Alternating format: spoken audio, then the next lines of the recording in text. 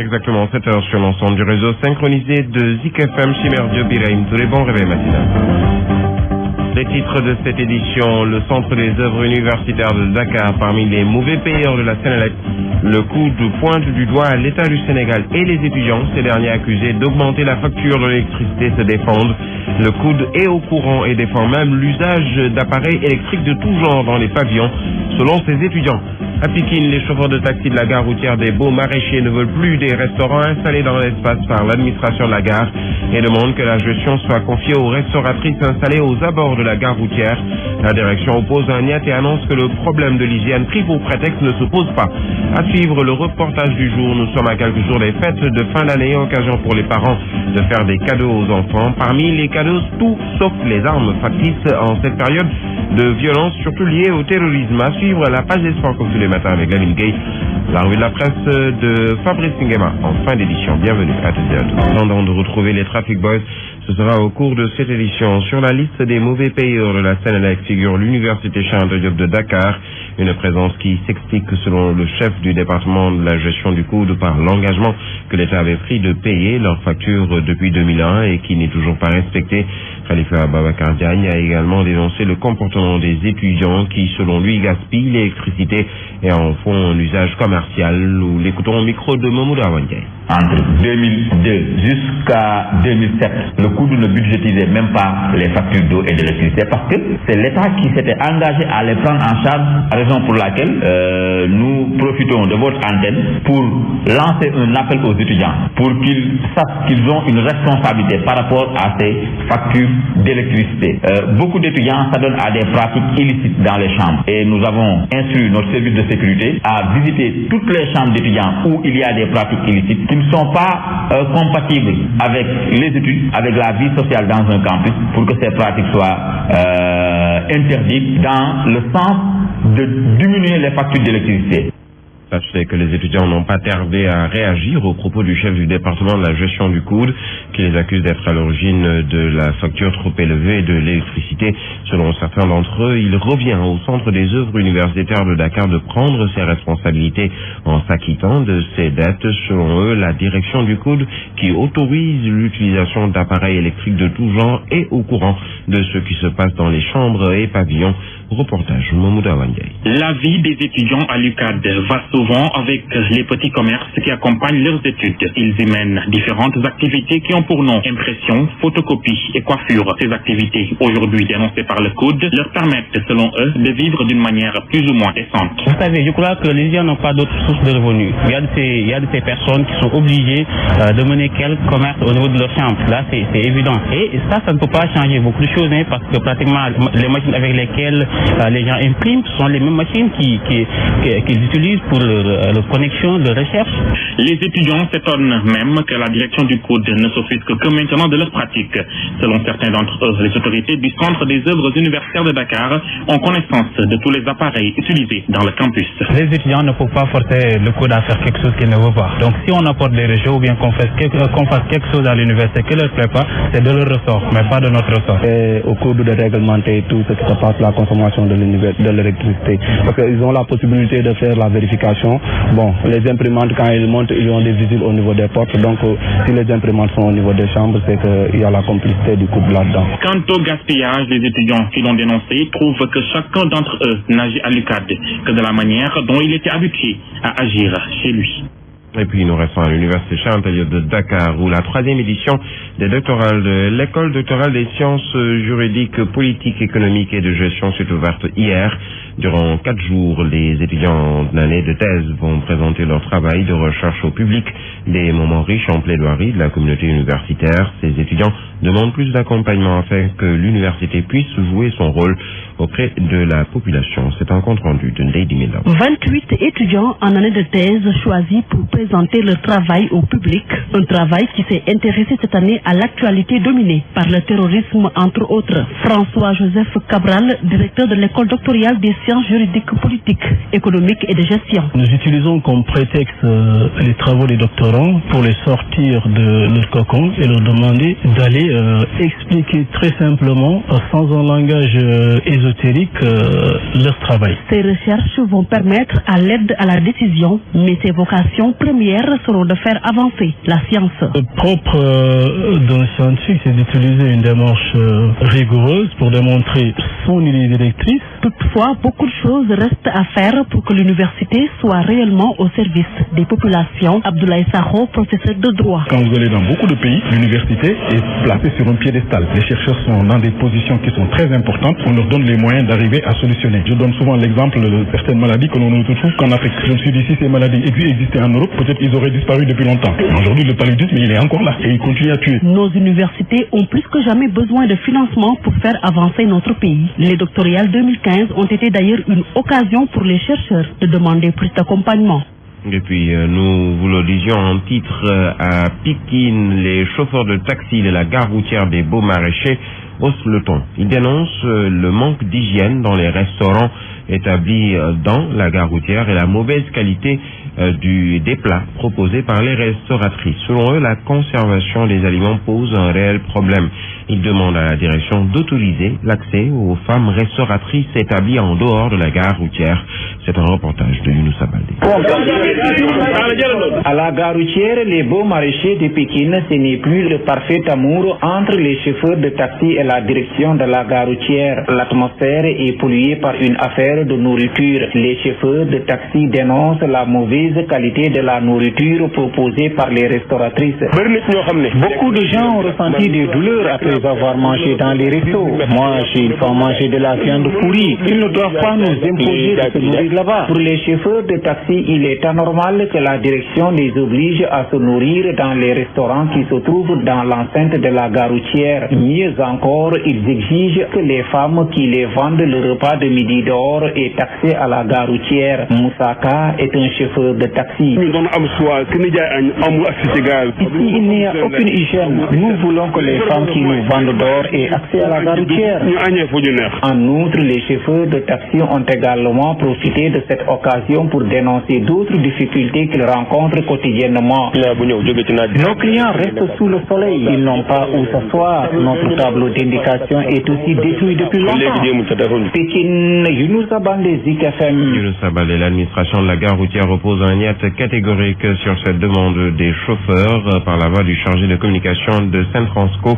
Personne n'est obligé de se restaurer dans la gare routière, mais seules les femmes détentrices de licence sont autorisées à y mener des activités. Sur la qualité de la nourriture, Abdelaziz Ba dit qu'ils n'ont absolument aucune information là-dessus. Toutefois, il rassure qu'ils travaillent avec les services d'hygiène de Pikine pour veiller sur l'hygiène et la qualité des mets qui sont servis aux chauffeurs. Abdelaziz Ba, il est avec Younous Abaldé. S'il y a un cas de mauvaise nourriture ou bien qui n'a pas été bien conservé, l'information ne nous est pas parvenue. Si par exemple on avait l'information, nous allions quand même intervenir et demander à ces gens-là de prendre soin à la nourriture qu'on distribue aux gens. D'ailleurs, nous travaillons en étroite collaboration avec les services d'hygiène de Pikine. Nous surveillons ce que les restaurants donnent aux clients, aux chauffeurs. Maintenant, quand il s'agit de leur forcer de manger dans la gare, c'est pas possible. Chacun est libre d'aller manger là où il veut. Il y a des restaurants qui sont dans la gare, qui sont locataires, qui paient les taxes. Maintenant, nous, on ne peut pas accepter qu'une autre personne, sachant qu'elle était à pompier, on les laisse accéder à la gare et vendre leur nourriture et ressortir. Alors qu'il y a certaines qui sont là à l'intérieur, qui supportent les charges. C'est pas logique. On ne peut pas laisser ces gens-là, ces dames-là, préparer leur repas à l'extérieur et accéder à la gare pour vendre ça aux chauffeurs et ressortir. L'acte 3 de la décentralisation, une réforme de la réforme, et c'est pourquoi son évaluation a été amorcée pour réfléchir davantage sur l'efficacité de sa mise en œuvre. C'est autour de cette opinion que les débats ont porté, comme dans beaucoup d'autres options, lors d'un colloque de 4 jours qui a réuni des professeurs et autres chercheurs à l'université Gaston Berger de Saint-Louis. Une rencontre qui a également permis d'analyser l'acte 3 de la décentralisation sous toutes ses formes depuis son avènement. Correspondance à Saint-Louis, Babacar. Le colloque international de Saint-Louis sur l'acte 3 de la décentralisation a vécu. Beaucoup de recommandations ont été notées au cours de cette rencontre. Professeur Mayacine Diagne, coordonnateur de ce colloque. Le colloque recommande qu'on aille vers ce que j'ai appelé la réforme de la réforme, c'est-à-dire une mise en œuvre efficace de cette réforme. Il y a la réforme, il y a les institutions, il y a la communalisation, il y a les pôles de développement, il y a la participation, il y a la départementalisation. C'est très bien tout ça, mais c'est pas suffisant. Il faut mettre en œuvre. M. Diagne d'ajouter qu'il nous faut aujourd'hui une constitutionnalisation forte, comme c'est le cas dans beaucoup de pays d'Afrique. La constitutionnalisation forte, c'est faire comme l'Espagne, c'est faire comme en Italie, c'est faire comme la France avec l'organisation décentralisée de la République, comme le Maroc avec la régionalisation avancée. Il nous faut au Sénégal une décentralisation approfondie. Les moyens financiers, les moyens humains doivent être également au début et à la fin de cette décentralisation de l'avis de Mayacine Diagne. Un colloque qui a enregistré la présence de beaucoup d'intellectuels qui pendant 4 jours ont longuement débattu sur l'acte 3 de la décentralisation. Saint-Louis Babacar Niang pour Zik FM. Babacar Niang, 4 sur Kaolack, dans la commune rurale de Tchombi, dans le département de Kaolack, qui souffre d'un manque d'infrastructures de base. Dans cette localité qui polarise 26 villages enclavés, seuls 5 sont électrifiés, il n'y a pas d'ambulance, les évacuations se font en charrette. Dans d'autres, les populations n'ont pas encore accès à l'eau potable. Autant de contraintes listées par le maire de la localité à l'occasion d'une cérémonie de remise de dons aux populations démunies. Un don composé de 5 tonnes de riz, des kits d'hygiène estimés à 2 500 000 francs CFA. Correspondance à Kaolack Faradiassé.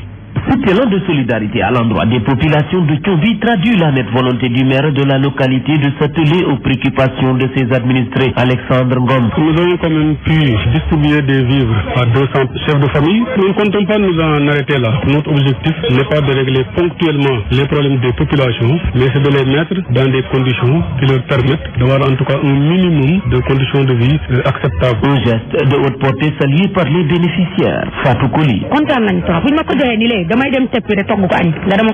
Malgré sa volonté manifeste de subvenir aux besoins des populations de sa circonscription, l'édile de Tchombi se dit confronté à un manque d'infrastructures de base. Il y a des problèmes de désenclavement, il y a des problèmes d'accès à l'électricité, il y a quelques problèmes d'accès à l'eau. Les maisons ne sont pas groupées. C'est difficile d'alimenter en électricité et en eau ces maisons-là. L'électricité, en tout cas, nous avons uniquement 5 villages électrifiés sur 26. Les femmes ont des problèmes de travail domestique dans les villages. Nous n'avons pas d'ambulance, un stade et une arène, des magasins de stockage, des parcs pour le bétail. Et avec aussi le boom démographique qui est en train de se mettre en place, nous avons besoin aussi d'organiser nos villages et d'organiser notre habitation. Autant de contraintes qui freinent le développement socio-économique de la localité. Zik FM Kaolack, Faradiassé. C'est des contraintes dans cette localité, un soulagement pour les populations de la commune d'Agnam Tchodiaye dans la région de Matam, qui n'ont plus de soucis à se faire concernant les évacuations sanitaires. Grâce à un don d'un fils du terroir, elles ont bénéficié d'une ambulance et d'autres matériels sur le plan médical. Fini pour elles les évacuations à bord de charrettes et autres pour la trentaine de villages que polarise la commune d'Agnam Tchodiaye, avec tous les risques que cela comporte. La cérémonie de réception de ce matériel s'est tenue au terminus L6 ou Liberté 6 en présence de ressortissants de la localité. Compte rendu à la Sainte-Baldé. Les tracasseries liées aux évacuations sanitaires ont désormais un mauvais souvenir pour les populations de Agnam Tchodiaye et des 30 villages qu'ils polarisent. Grâce à un fils de terroir passé en Italie, elles ont acquis une ambulance dont la réception s'est faite hier. Zakaria Niang est le président de l'association. Des hôpitaux comme nous, on est à quelques 70 km de Wurusugi ou à quelques 90 km de Ndjoum. Et quand on se déplace pas par des charrettes, mais plutôt par des ambulances médicalisées pour que cette malade-là puisse arriver à temps et pour se soigner à temps. Et fini les charrettes, autres moyens rudimentaires de transport des malades. Au niveau du terroir, dans le village, ou bien au fond du Fouta, beaucoup de malades, beaucoup de femmes enceintes perdent leur vie dans des charrettes ou dans des circulations ou dans une route qui n'est pas bonne. Par sa voix, le président a remercié les donateurs, non sans inviter les autres fils de la diaspora à suivre ses pas. Les fils du village, bien sûr, mais à tous les fils du Sénégal qui sont à l'extérieur, qui peuvent participer au développement de leur terroir, de trouver des moyens pour aider aussi leur village, leur commune, leur communauté. Au-delà de cette ambulance, le donateur et ses partenaires promettent d'autres appuis pour soulager les populations de cette localité où l'accès aux structures de santé demeure un véritable casse-tête. Grand Yoff Alassane Baldé, Zik FM. Alassane Baldé capture Rufisque où un duo de malfaiteurs qui écumaient les boutiquiers a été mis aux arrêts depuis hier. Il s'agit de deux individus qui se faisaient passer pour des policiers. Ces derniers qui opéraient dans les quartiers entre la ZAC de Mbao et Rufisque Ouest et Nord avaient jeté leur dévolu sur les bonbonnes de gaz des commerçants. Durant 2 mois, les deux faux policiers ont fait plusieurs victimes. Ce 15 décembre, la police a finalement mis fin à leurs agissements en procédant à leur arrestation. C'est ce que nous dit notre correspondant sur place, cher Mehdi Diansek. Le mode opératoire de cette bande consistait à se présenter devant des boutiquiers en exhibant de fausses cartes professionnelles de police. Ces faux policiers se disaient être chargés de contrôler la vente des bonbonnes de gaz. C'est ainsi qu'ils parvenaient à subtiliser des bouteilles de gaz de 9, 6 et 3 kilos. Les plaintes des différents boutiquiers ont démarré depuis la première quinzaine du mois d'octobre. Les deux individus, usant toujours de manœuvres frauduleuses, ont réussi à emporter les 11 bonbonnes de gaz d'un commerçant. Suite aux nombreuses plaintes des victimes, la police de Rufisque a déployé une stratégie pour mettre la main sur les deux malfrats. L'un des plaignants a livré des informations aux policiers qui, à leur tour, ont orienté des recherches vers un individu qui était connu par les policiers. Il sera vite localisé et interpellé à Thiaroye pour se disculper. Il livre son compagnon qui sera vite interpellé dans une maison en construction aux Parcelles Assainies du plan Jaxaay. La deuxième personne interpellée avait par devers lui une fausse carte professionnelle des cartes d'identité nationale des victimes ou leur carte commerciale. La bande, après son forfait, revendait le produit de leur vol au marché Colobane à de vil prix. C'est ce mardi 15 décembre à 15h que les éléments du commissaire Malik Niass de Rufisque ont réussi à mettre fin aux agissements de la bande qui écumait les gaz des boutiquiers à Rufisque. Charles Métidiane-Sec, Rufisque, Zik FM. Nous en arrivons au reportage du jour. À l'approche des fêtes de Noël, certains parents sont très regardants sur le choix des cadeaux car ils estiment que pour les enfants, avec la conjoncture actuelle, il y a certains cadeaux à ne pas offrir. Et surtout avec cette violence qui est planétaire, les armes factices peuvent inciter les enfants à la violence. Pourtant, les vendeurs de jouets soutiennent que la vente d'armes factices marche encore bien en cette période. Reportage Goran Laglo. Des poupées, des robots Star Wars, des armes à feu, une palette de jouets pour faire plaisir aux enfants à Noël. Cependant, certains parents sont très regardants sur le choix des jouets. C'est que peut-être les gens veulent mettre dans le mental populaire cette idée de guerre, de guerrier. Moi, j'estime qu'aujourd'hui, les jouets qu'on doit acheter aux enfants, c'est des jouets de chez nous. Pour ce père de famille, l'éducation à la non-violence commence dès le bas âge. Mais mieux vaut sensibiliser les gens sur leur religion. Je pense que celui qui comprend bien sa religion ne tombera pas dans l'escarcelle de ces grands bandits qui s'appellent islamistes. Constat, cependant, chez les vendeurs de jouets, les armes sont les jouets les plus vendus.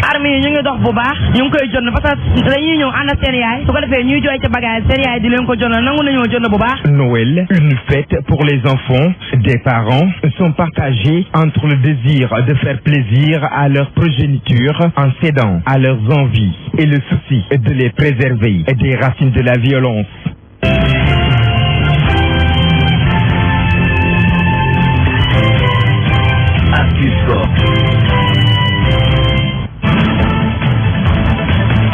Exactement, 7h passées de 19 minutes dans ce studio pour la page Sport. Lamine Gueye, bienvenue, bonjour. Bonjour Birahim, bonjour à tous. Du football tout d'abord, Roger Mendy appelle à de larges concertations pour le football national. Oui, Roger Mendy, ancien international qui a connu une grande carrière internationale, prône une large concertation pour justement venir à bout des problèmes du football sénégalais. Pour lui, il faut aller dans le sens de trouver des consensus forts ou que d'essayer à chaque fois de vouloir changer les hommes qui dirigent. Roger Mendy était présent à Thiès à l'occasion de la 2e édition du tournoi de l'amitié qui a regroupé les anciennes gloires du football sénégalais. Des anciennes gloires qui ont demandé plus de considération et d'implication dans la gestion du football sénégalais. On aura l'occasion d'entendre Roger Mendy tout à l'heure en Wolof. Alors, la Ligue 2, Pikine s'accroche alors que le port autonome s'éloigne. Oui, c'est le résultat sorti hier de la clôture de la 4e journée de la L2. Le port, battu par Mbarguet sur le score de 2-1, marque un peu le pas, alors que Pikine, en s'imposant 1-0 devant la Renaissance, revient à 3 points du leader Tenguet FC et à 2 points de Génération Foot et Caire Foot. Pikine et Kayor Foot se retrouvent d'ailleurs lors de la 5e journée à venir ce week-end. La L2 avec d'une part le Teungueth FC et Génération Foot devant le peloton de tête s'apparente un peu à la L1 amenée par le duo Ndiambour de Louga US Gorée. 4 équipes qui ont la particularité d'être promues cette saison en L2 et en L2 et en L1 plutôt.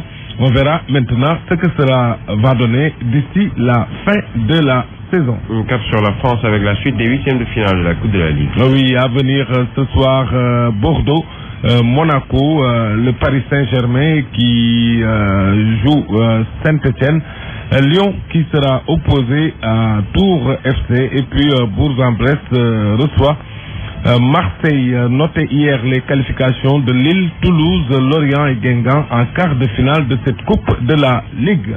Et puis, Lamine, nous terminons avec la FIFA. C'est Blatter parle de sa suspension. Oui, Blatter, président de la FIFA démissionnaire, ensuite suspendu pour 90 jours avec Michel Platini sur ce salaire douteux payé par l'instance du foot à l'ancien capitaine des Bleus.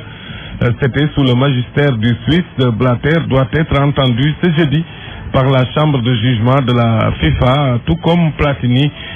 Selon des propos publiés par le site de Libération, Blatter pense risquer une suspension de 2 ans assortie d'une amende ou simplement une suspension à vie. Il s'est dit choqué de voir fuiter dans la presse les conclusions de la chambre d'instruction du comité d'éthique. Il a réaffirmé qu'il n'avait rien à se reprocher dans sa carrière de dirigeant, ni au plan moral, ni au plan du droit. On verra bien puisque le verdict de la chambre de jugement sur le fond du dossier est attendu lundi prochain après le passage de Michel Platini ce vendredi. Et puis Sepp Blatter, décidément, s'est aussi prononcé sur une autre affaire, cette fois-ci dans une interview accordée à Mundo Deportivo.